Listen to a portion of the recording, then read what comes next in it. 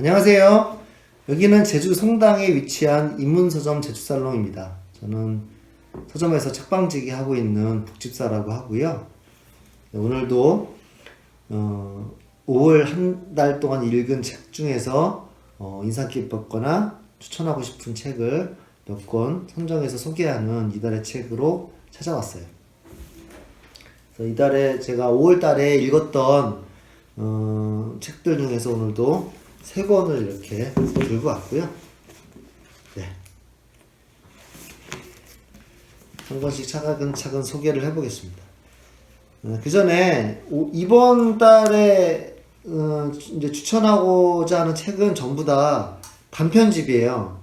제가 이제 그렇게 단편집만 소개해야지라고 마음먹고 한 건 아닌데 읽다 보니 단편집들을 좀 주로 읽게 됐고, 그리고 또 너무 괜찮은 단편집들이 있어서 이렇게 선정을 하다 보니까 단편집이 이렇게 선정되었네요. 저도 모르게.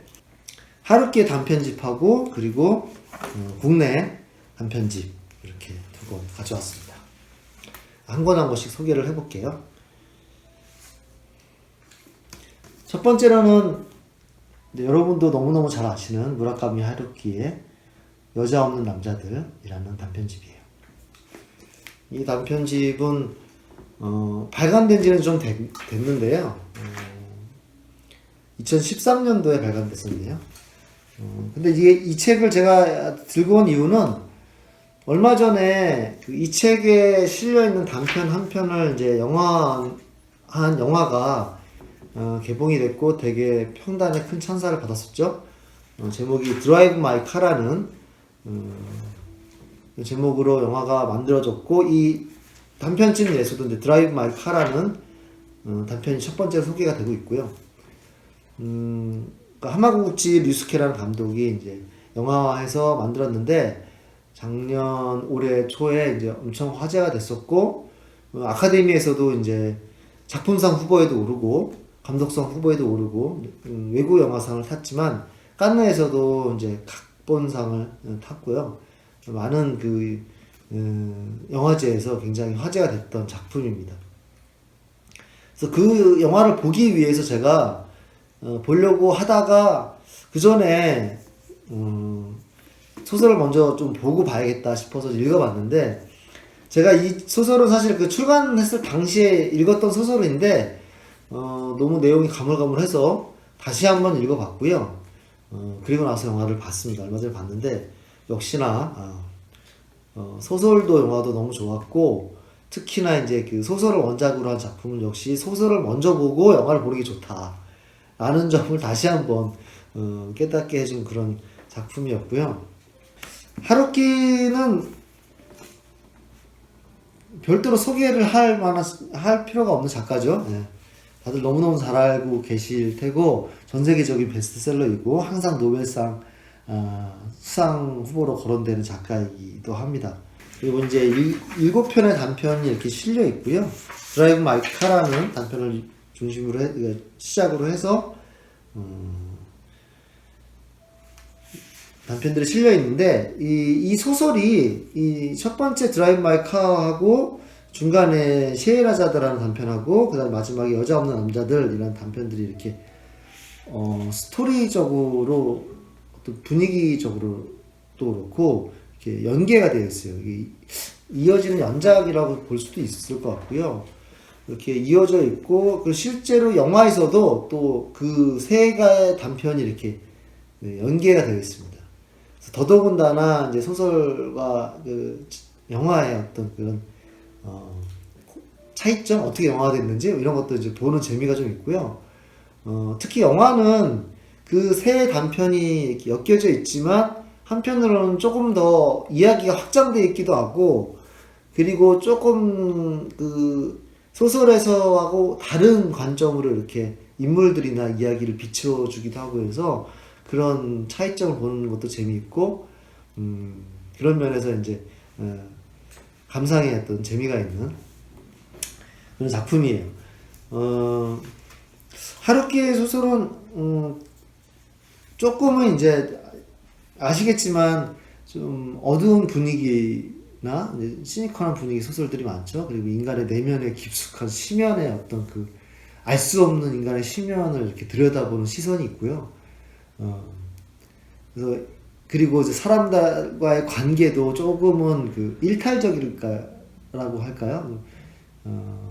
비일상적이라고 할까요? 일상적에 감춰져 있는 어떤 비일상적인 비사회적인 관계들 이런 쪽에서 일어나는 인간의 내면의 어떤 꿈틀꿈틀하는 그런 뭐 욕망들일까요? 아니면은 그 상처들일까요? 이런 것들을 조명을 하는데 영화는 마찬가지로 인간의 심연에 대해서 이렇게 들여다보지만 영화는 거기보다는 조금 더 관계를 이렇게 살펴보는 측면이 있어요. 그래서 한 사람과 한 사람이 만나가지고 서로 오랫동안 이렇게 지내지만 서로에 대해서 끝내 알 수 없는 채로 이렇게 헤어지게 된다든가. 그래서 타인의 진실에 대해서 내가 얼만큼 알 수 있고 이해할 수 있는가 이런 질문들을 던지고 그 타인의 진실을 찾아나가는 그 여정을 그린다 그럴까요? 그런 쪽으로 조금 관계지향적으로 이렇게 되어 있는 것이 관점이 조금은 다른 게 영화의 어떤 또 차별점이라고 할 수 있을 것 같아요. 그리고 이제 소설보다는 조금 더 친절하게 이제 설명을 한다 그럴까요? 영화가 영화의 뭐 주제의식이라든가 영화가 이제 추구하고자 하는 어떤 그 관점이라든가 이런 거를 조금 더 친절하게 대사로 설명해 주는 면이 있어서 그래서 영화를 보고 다시 이 소설을 이해하는 데도 되게 많은 도움이 된다 그럴까요? 그런 측면에서 재미가 있는 네, 그래서 이제 소설에서는 어떻게 그 표현하고 있는지 인간의 내면에 대해서 표현하고 있는지 그걸 조금 몇 구절을 한번 읽어보도록 할까요? 드라이브 마이 카라는 그 작품에서 한 구절을 인용을 해볼게요. 나는 그녀 안에 있는 무언가 중요한 것을 놓쳤는지도 몰라. 아니, 눈으로 뻔히 보면서도 실제로는 그걸 보지 못했는지도 몰라. 이런 대사가 등장하는데 영화에서도 굉장히 비슷한 대사가 등장을 해요. 타인의 진실은 알기 어렵고 타인의 진실을 알기 위해서는 스스로의 진실을 마주할 수 있어야 된다. 이런 어떤 그런 대사가 등장을 하거든요. 소설에서도 비슷한 얘기가 나오는데요. 그러니까 결국 우리가 해야 하는 일은 나 자신의 마음과 솔직하게 타협하는 것 아닐까요? 진정으로 타인을 들여다보고 싶다면 나 자신을 깊숙이 정면으로 응시하는 수밖에 없어요. 나는 그렇게 생각합니다. 네, 그렇죠. 이게 타인을 이해한다는 것이 사실은 우리가 이해한다고 착각하는 경우가 많죠.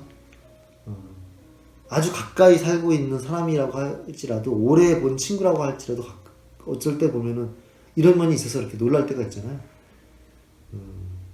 타인을 다 알고 있다고 생각하는 것은 위험할 때가 많죠. 오히려 내가 알고 있는 것이 타인의 전부가 아니다라는 것을 좀 받아들이고 조금 더 알려고 노력하는 그 노력 속에서 타인 간의 관계가 원만해지고 조금 더 가까워질 수 있는 여지가 생기는 게 아닐까 싶어요. 그리고 이 소설에서 얘기하고 있고 영화에서 얘기하고도 있는데요. 그 타인에 대해서 내가 아는다고 하는 진실 혹은 타인에 대해서 오해하고 있는 지점까지도 사실은 내 자신에 대해서 내가 이해하고 있지 못하는 내 자신의 진실을 내가 들여다보고 있지 못하는 점에서 오는 게 아닐까 라고 이제 소설과 영화가 질문을 던지는 거예요. 그래서 그것들을 찾아나가고 혹은 이제 오해와 착각으로 인해서 무너지기도 하고 이런 장면들을 보여줘요. 그래서 내가 타인을 알아나간다는 것은 어떤 것일까? 혹은 내가 나 자신은 잘 알고 있는가? 이런 것들을 다시 되새김질하게 해주는 그런 소설과 영화들이에요. 또 다른 문장을 읽어보고 마무리해볼까 합니다. 우리는 지금껏 즐겁고 유쾌하게 지냈어요. 활기 넘치는 대화, 둘만의 친절한 비밀. 우리는 아름다운 시간을 공유했다고 생각합니다. 하지만 그런 관계를 이어오는 사이 점점 그녀에 대한 마음이 깊어지고 더 이상 돌이킬 수 없게 되면서 요즘에는 이런 생각이 자주 들어요. 나는 대체 무엇인가? 나는 대체 무엇인가? 요즘 자주 그런 생각을 합니다. 그는 되풀이했다. 어려운 의문이네요. 나는 말했다. 그렇지요. 정말 어려운 의문입니다. 네, 맞습니다. 어려운 의문이에요. 어려운 의문이지만 좀 꺼내서 항상 곱씹을 필요가 있는 의문이고요.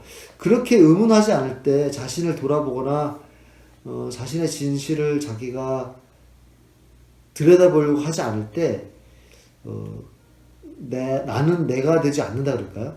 좀 말이 어려울 수 있지만 내가 뭔가 거짓으로 이렇게 거짓의 외투를 입는 그런 자신이 될 수도 있고요. 내가 누군지 내가 모른 채로 내가 이렇게 살게 되는 그런 식으로 흘러가는 대로 흘러간다 그럴까요? 그렇게 살게 되는, 그러다가 언젠가 대체 내가 누구지? 내가 어떤 면을 갖고 있는지 나조차도 모르는, 내가 이해할 수 없는 나를 대면하게 된다 그럴까요? 그렇게 될 수도 있겠죠. 그렇지 않게 될 수 있도록 이 소설과 영화가 도와주지 않을까 싶어요. 특히 그 드라이브 마이 카라는 드라이브 카라는 영화는 연출력, 이 영화의 그 소설의 각색을 너무너무 잘했다는 생각이 들고요. 연출력이 굉장히 섬세하고 치밀하다 그럴까요? 그래서 내면을 탐구하는 영화임에도 불구하고 긴장감의 끈을 놓지 않고 이게 점점 고조되어 가면서 기승전결로 이어가는 어떤 그런 구성도 굉장히 뛰어난 영화라고 생각이 들어요. 그래서 최근 제가 본 영화 중에서도 굉장히 수작이다 라고 해서 그렇게 생각하고 있고요. 그래서 추천을 하고 싶습니다. 두 번째 소설 또 추천드릴게요. 두 번째 소설은 저주토끼입니다. 정보라 작가님이 쓰신 단편집이죠. 역시 SF 장르적인 특성을 가지고 있는 단편집이라고 할 수 있고요. 잘 아시겠지만 부커상 후보에 올랐었던 작품인데 얼마 전에 발표가 됐죠. 수상은 안 됐지만 부커상 후보에 올랐다는 것만으로도 국내 작품이 부커상 후보에 오르는 경우가 많지 않은데 최종 또 리스트에 올랐다는 것, 그리고 SF 작품으로 올랐다는 것도 의미가 있는 것 같고요. 그리고 또 한 가지로는 국내에 이 부커상 후보에 오르기 전에 국내에서는 잘 알려지지 않았던 그런 작품이고 작가인데 이제 해외에서 부커상 후보에 오르면서 거꾸로 국내 역수출된 느낌이랄까요? 그래서 다시 유명해지고 화제가 돼서 최근에 이렇게 리커버판으로 재출간된 또 그렇게 됐죠. 이 초판은 이 표지가 아니고 좀 다른 표지였더라고요. 이제 부커상 후보에 오르면서 리커버로 재출간된 환영입니다. 부커상 후보에 올랐다고 해서 저도 이제 너무 궁금해서 읽어봤고 역시나 그런 큰 상의 후보에 오르는 데는 다 이유가 있다. 저희가 이제 보면은 뭐 큰 어떤 국제적인 영화제나 뭐 그런 수상하는 그런 프로그램들이 있잖아요. 거기서 수상하는 혹은 이제 후보에 오르는 작품들을 보면 다들 뭐 이런저런 말들이 있긴 하지만 기본적으로는 다 어느 정도 수준 이상의 작품성을 보이고 있고 그래서 믿고 볼 수 있는 것 같아요.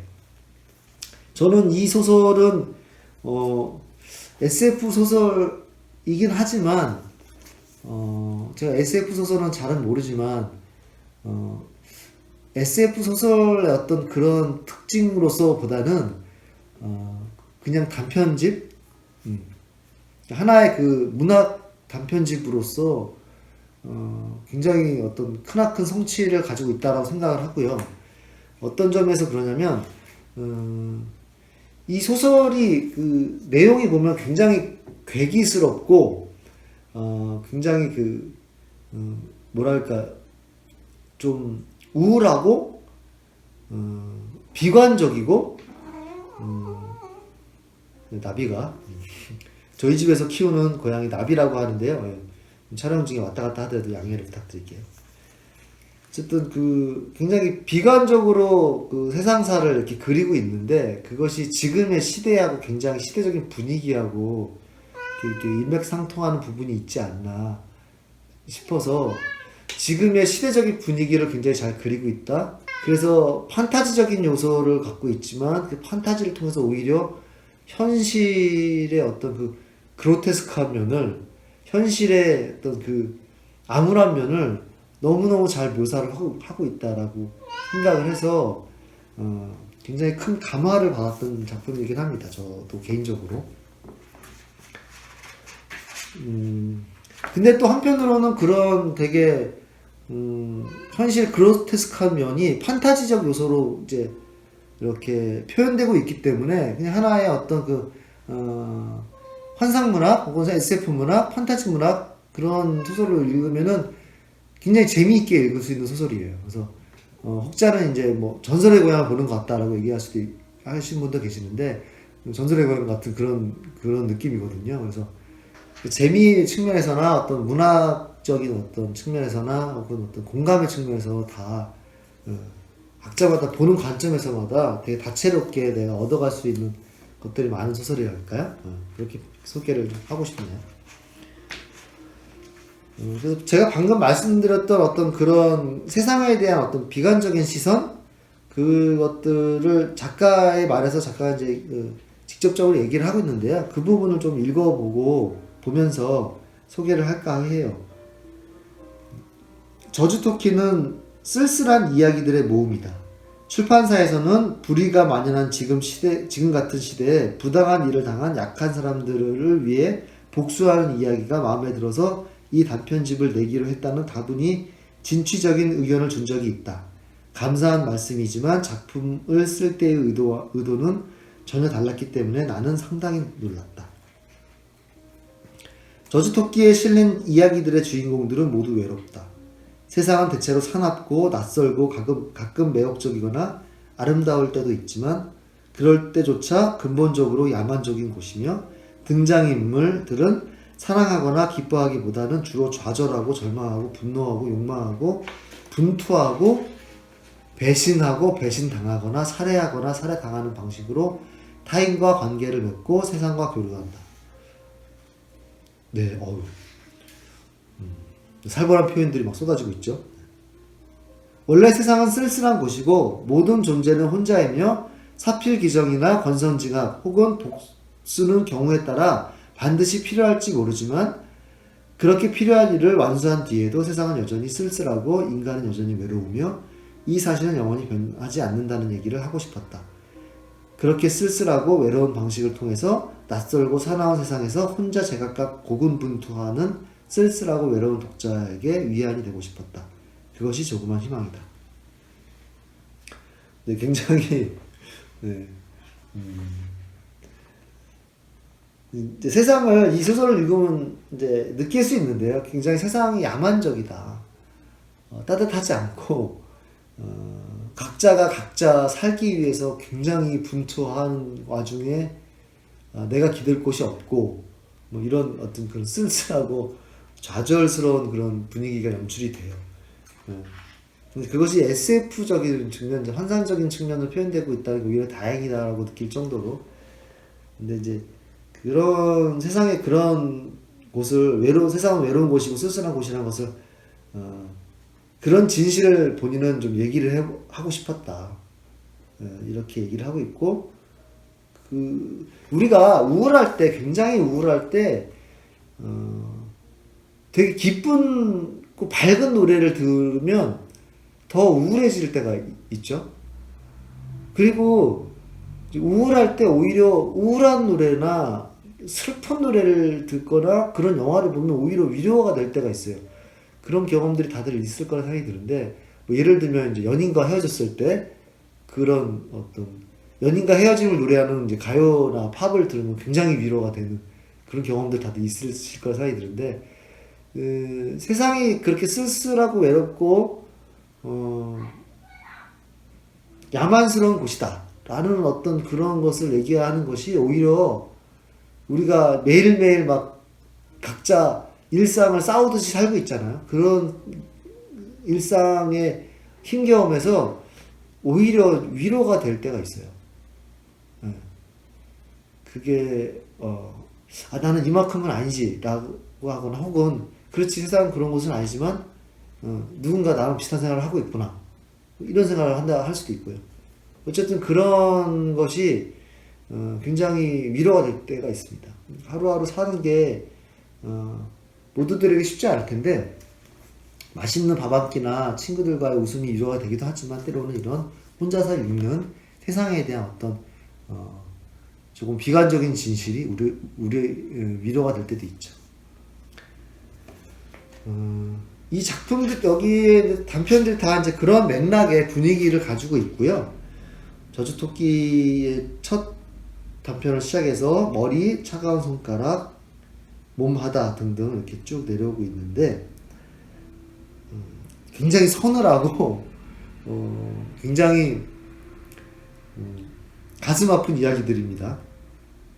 저는 개인적으로 여기서 흉터라는 소설이 있는데요.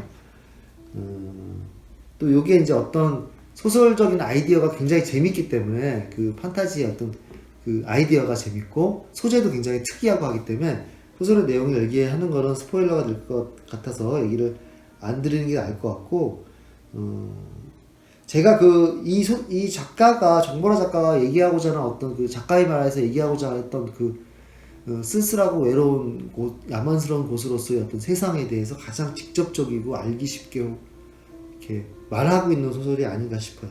흉터가. 그 자체로 그런 배경을 가지고 있는 소설이거든요. 그리고 가장 길기도 하고요. 읽는데 조금은 저도 사실은 힘들었는데, 힘들지만 계속 쥐고 읽게 되고, 단편 중에서 제일 단숨에 읽었던 것 같아요.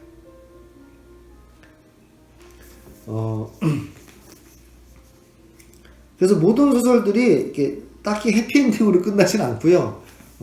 그렇다고 해서 아주 새드 엔딩도 아니고 모호하게 끝내고 있거든요.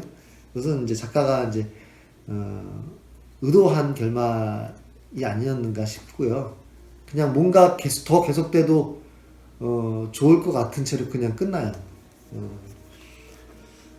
어쨌든 그 판타지적 요소를 보는 어떤 그런 재미와 함께 세상에 대해서 내가 다시 한번 생각해 볼 수 있는 어떤 그런 세상에 대해서 돌아보는 그런 시선을 주는 어떤 계기, 뭐 이런 측면에서 또 한편으로 나에게 큰 감화를, 우리에게 큰 감화를 줄 수 있는 소설이라는 생각이 듭니다. 짜임새 있게 잘 구성이 됐으니까 지루하지 않게 읽을 수 있어요. 그래서 한번 여러분들도 읽어보시는 것을 추천을 드립니다. 정보라 작가의 저주토끼였습니다. 세 번째 소설을 소개해 볼까요? 네. 세 번째 소설은 얼마 전에 발간된 2022년 제13회 젊은 작가상 수상작품집. 네. 책은 많이들 이제 읽어보셨을 거라 생각이 들기도 하는데요. 최근에 이제 한국 문학계에서 발표하는 여러 가지 이제 수상상이 있는데, 그 중에서 최근에 가장 그래도 많이 화제가 되고 많은 분들에게 읽히는 그런 수상 작품집이죠. 특히 이제 데뷔한 지 10년 차 안쪽에 있는 이제 작가들에게만 수상하는 상이라는 의미에서 특별히 또 이 새로운 작가들을 발굴해서 대중들에게 소개하는 그런 의미가 깊은 상이기도 합니다. 그래서 앞으로의 문학은 어떻게, 한국의 문학은 어디로 갈 것인가, 이런 것들을 살펴보는 데도 좋고, 한편으로는 또 지금 살고 있는 우리 시대의 분위기를 가장 젊은 감각으로, 가장 공감되게 또 읽을 수 있는 소설들의 모음집이라고 할 수 있을 것 같아요. 저는 그 매해 서점 주인을 하고 있기 때문에, 책방을 운영하고 있기 때문에 젊은 작가상 수상 작품집은 항상 필독을 해서 읽기도 하고 있기도 하지만, 또 한편으로는 그냥 다 독자로서 요즘에는 어떤 세상이 어떤 분위기로 돌아가고 있나, 혹은 요즘에 작가님들은 어떤 소재나 어떤 주제로 이야기를 많이 하고 있나, 요즘의 생활 감각은 어떻고, 어떤 것들이, 어떤 느낌들이 공감을 사고 있을까, 사람들은 어떤 것 때문에 힘들어할까, 뭐 이런 것들이 궁금해서 읽기도 합니다. 이번에도 역시나 저는 뭐 그런, 방금 말씀드렸던 그런 점들, 지금의 한국의 시대적인 분위기를 읽는데 너무 많은 큰 도움이 됐고요. 제가 제주에 내려와서 이렇게 아주 작은 시골 마을에 은둔해서 살고 있기 때문에 요즘 세상 돌아가는 거에 대해서 감을 잃을 때가 많은데 그런 감을 찾는 데도 굉장히 많이 도움이 됐고, 그리고 또 새로운 작가님들 만나는 또 기대되는 작가님들 또 만나는 그런 만남의 그 시간들이 되기도 해서 굉장히 유익했습니다. 이 책은 동네 책방 에디션으로 나온 그런 표지고요. 올해는 이제 7분의 그 젊은 작가분들이 수상을 하셨고요. 그 중에서 임소라 작가님이 이제 초파리 돌보기라는 소설로 대상을 수상을 하셨어요.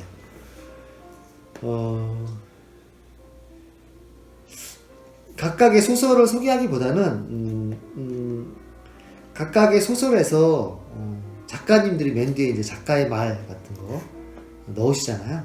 어떤 마음으로 이 소설을 썼는지 작가의 말을 한 분 한 분 좀 짧게 읽어드리면서 소개를 대신해 볼까 해요. 임선아 작가님은 작가의 말을 좀 읽어볼게요.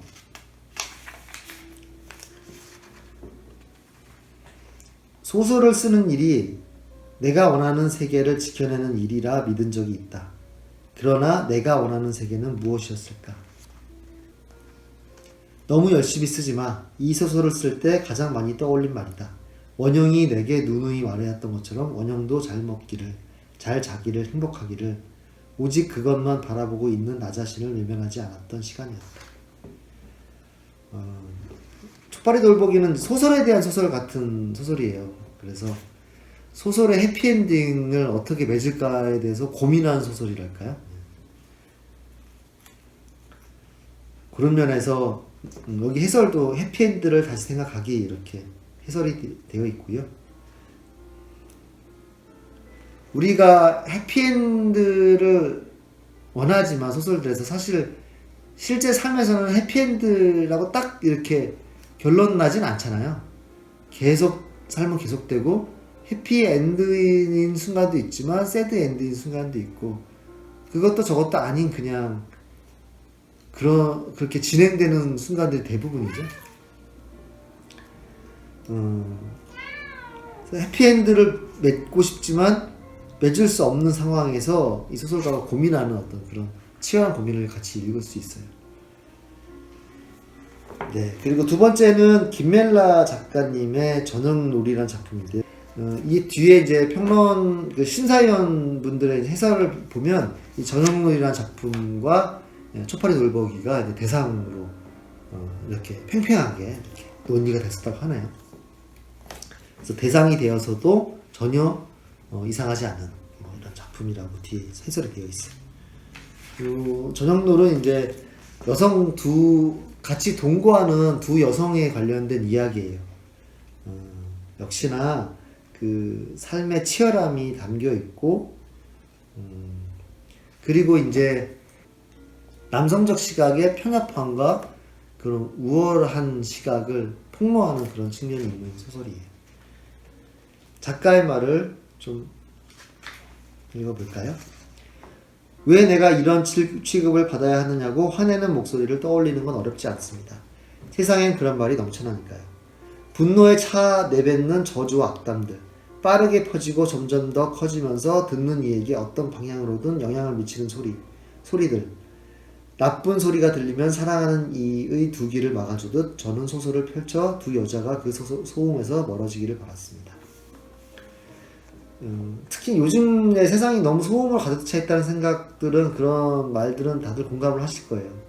그래서 그런 소음들로부터 벗어나고 싶다라는 생각들을 많이 하실 텐데, 그런 세상이 어떤 그 편협한 시선이나 소음들로부터 벗어나서 자기만의 보금자리를 지키려고 안간힘을 쓰는 두 여성의 이야기, 그래서 굉장히 많이 공감을 하실 수 있는 이야기가 아닐까 싶어요.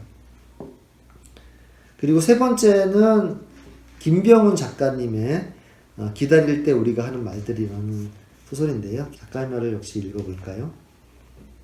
완전 무결해지려는 노력이 아니라 그럼에도 천천히 조심스럽게 연루되어 보려는 노력을 하고 싶다. 어차피 어려운 일이라면 그래도 무릅쓰고 싶다면 그게 더 좋을 것 같다. 이 소설도 이제 소설 쓰기의 어려움에 대한 소설이기도 해요.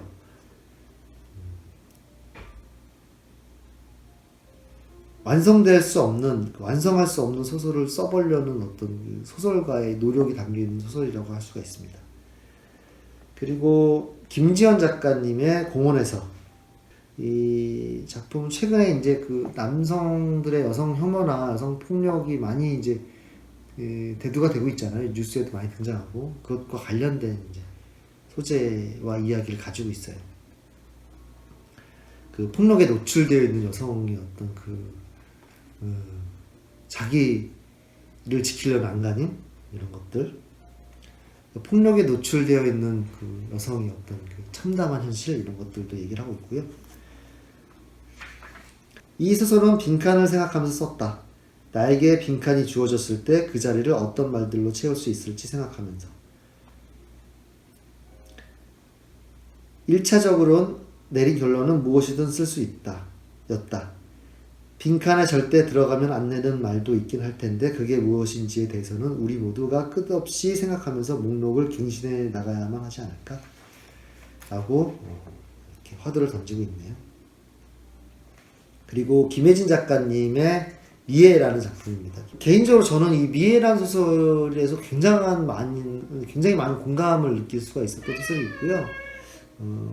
많이 이제 애착을 가지면서, 그리고 아주 몰입해서 읽을 수 있었던 소설이에요. 요즘에 좀 약간 인간성이 상실되어 가고 있다 그럴까요? 각자가 각자의 어떤 이해관계에만 천착해 있는 어떤 그런 분위기, 서로가 서로를 향해서 손을 내밀 수 없는 그런 지점들, 그런 현실들, 그런 것에 대해서 굉장히 이렇게 세밀하게 집어내고 있는 소설이 아닐까. 그래서 굉장히 공감되지만 너무 공감돼서 슬픈 그런 이야기였어요. 작가의 말을 들어볼까요? 나는 희망에 대해 이야기하고 싶었다. 희망이 있다. 희망을 가져라. 그렇게 말할 때의 확고하고 단호한 표정이 아니라 주저하고 망설이면서도 어쨌든 한 걸음을 내딛는 순간을 포착하고 싶었다. 희망이라는 게 정말 있는지 없는지 확신할 수 없으면서도 일단 가봐야겠다고 마음먹는 순간의 변화. 그 변화가 불러오는 찰나의 활력과 활기를 붙잡고 싶었던 것 같다. 네. 그리고 서수진 작가님의 골드러시. 서수진 작가님은 재작년에, 그러니까 2022년에 코리안 티처로 한겨레 문학상 수상하시면서 등단하셨죠. 작가의 말을 들어보겠습니다. 서수진 작가님은 이제 호주에서 작가 활동 하시는 걸로 알고 있고요. 그래서 이 작품도 호주를 배경으로 하고 있어요. 호주에서 결혼한 부부가 겪는 그런 현실적인 이야기들을 담고 있습니다. 나는 당신이 이 소설을 읽으며 슬퍼하기를 바란다. 뒤뜰을 가꾸는 서인의 뒷모습을, 캥거루를 소막대로 내려치는 진우의 뒷모습을 오랫동안 보아주기를 바란다. 지나가버린 사랑을 온 힘을 다해 움켜쥐고 있는 이들을 안쓰럽게 여겨주기를 바란다. 우리가 사랑을 포기하지 않음으로써 언젠가는 사랑에 다가갈 수도 있지 않겠냐고 말해주기를 바란다. 네. 마지막으로 서희재 작가님의 두개골의 안과 밖이라는 소설인데요. 서희재 작가님은 작년에도 이제 2018년도에 데뷔하셨고 작년에도 전문작가상 수상하셨고요. 작년에도 서희재 작가님의 이제 작품을 저도 굉장히 인상 깊게 읽었는데요. 0%를 향하여라는 단편을 되게 인상 깊게 읽었고, 올해도 수상을 하셔서 기대를 하고 있었는데 역시나 굉장히 아주 인상적인, 내용도 그렇지만 주제도 그렇지만 형식도, 요즘에 이제 동물권 이런 얘기 많이 하고 있고 동물에 대한 어떤 관점에서 세상을 바라보는 그런 시각들에 대한 얘기가 많은데요. 이제 이 소설이 그런 얘기예요. 그래서 동물의 관점에서 이제 세상을 봐야 한다. 그러지 못한 어떤 인간 중심적인 사고에서 동물을 봤을 때에 어떤 벌어지는 그런 참담함, 참혹함 이런 것들을 얘기를 하고 있어요. 그리고 되게 재밌는 것은 이렇게 기존의 소설적 형식을 파괴하고 있다고 할까요? 사진이 등장한다든가, 그리고 뭔가 기호를 막 이렇게 해서 표현을 한다든가 재밌는 표현들이 많습니다. 그래서 형식적으로도 이렇게 재기발랄한 재밌는 표현을 볼 수 있는 표현 방식을 볼 수 있는 댓글 다는 식으로 이렇게 표현할 것도 있고요. 이렇게 읽는 재미가 좀 있는 소설입니다. 작가의 말을 좀 들어볼까요? 만약 내가 다른 신체를 가졌다면 세상을 이해하는 방식 또한 달랐을 것이다. 내게 날개가 있었다면, 아가미가 있었다면, 네 개의 발이 있었다면 지금과는 전혀 다른 방식으로 사고했을 것이다. 인간은 인간이 가진 몸을 통해 사유한다, 말한다. 고로 인간만이 언어를 가진 것이 아니라 인간은 인간의 언어를 가졌을 뿐이다. 나는 한 명의 인간으로서, 그러니까 인간 역시 동물의 한 종이라는 사실에 입각하여 이 소설을 쓰고자 했다. 네, 그 각각의 소설들이 굉장히 소설도 다르고 이야기하는 분위기도 다르고 공감하는 포인트도 달라요. 하지만 공통적으로는 지금의 시대 분위기를 담고 있다. 지금의 시대가 앓고 있는 고통이나 지금 첨예하게 어떤 민감하게 사람들이 느끼고 있는 어떤 그런 아픔들이나 현실들, 어려움들, 상처들 이런 것들을 담아내고 있고 그런 것들을 고발하고 있고 같이 아파하고 있는 소설이다 라는 측면에서 그리고 우리가 현실의 어떤 그냥 일상적인 것들을 이렇게 살다 보면은 잊고 있었던 지금 현실의 어떤 문제점들 이런 것들도 꼬집어주기도 하고요. 그래서 이 소설을 통해서 내가 살고 있는 지금 이 시대, 지금의 한국 사회를 좀 더 잘 디테일하게 깊이 들여다볼 수 있게 해주는 어떤 현미경 같은 소설이라고 얘기를 해주고 싶어요. 그래서 오늘 이렇게 5월달 이달의 책으로 3권을 소개했습니다. 무라카미 하루키의 여자 없는 남자들이라는 소설, 드라이브 마이 카라는 영화의 원작이 되었던, 그리고 부커상 후보로 올랐던 정보라 작가님의 저주토끼, 그리고 2020년도 젊은 작가상 수상작품집, 이렇게 3권 읽어봤어요. 단편집을 읽는 그 묘미가 있거든요. 저는 개인적으로 단편집을 굉장히 좋아해서 관심 있는 작가가 있으면 꼭 단편집을 먼저 읽곤 하는데요. 읽기도 좀 수월하고 금방금방 이야기가 끝나니까 꼭 읽어보시기를 추천을 드립니다. 또 긴 시간 동안 시청해 주셔서 너무 감사드리고, 또 다시 한번 저희가 다음 달에 제가 이달의 책으로 찾아뵙도록 하겠고요. 그리고 디지털sal롱 유튜브도 브이로그 뭐 이런 것도 저희 일상들 이렇게 찍어서 올릴 테니까 브이로그들도 많이 지켜봐 주시기 바라겠습니다. 감사합니다. 다음 달에 또 봬요. 안녕.